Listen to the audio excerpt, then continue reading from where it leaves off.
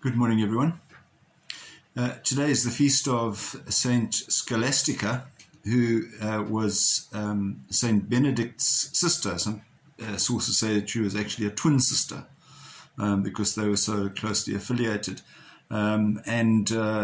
Shortly before her death, she engaged with Saint Benedict, and they had lots of discussions and so forth.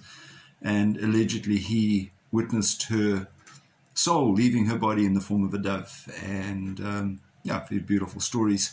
But she was one of those people who dedicated herself very early on in her life, together with many virgins at that time, and gave their lives to God.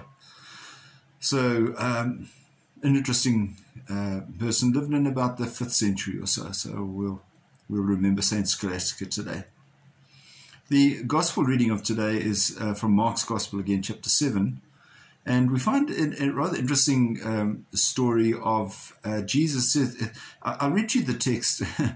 Jesus left Gennesaret and set out for the territory of Tyre. There he went into a house and did not want anyone to know he was there. But he could not pass unrecognized. I think that's quite interesting. Jesus sneaked into a house and didn't want anyone to know he was there. That sounds a little bit, we said a bit dodgy. Well, but Jesus was attempting to move around so that he wouldn't be recognized. And even in those territories, he was recognized and seen. In fact, he was sought out by a woman whose little daughter had an unclean spirit, and she wanted him to come and tell the unclean spirit to come out of her daughter. And here's your big word for the day. She was a Syro-Phoenician. Okay, so in other words, she came from the area Syria, she from the tradition of the Phoenicians. And the story goes that Jesus said to her, the children should be fed first, not fair to take the children's food and throw it to the house dogs. Now, the children that he was describing there were obviously the Jews.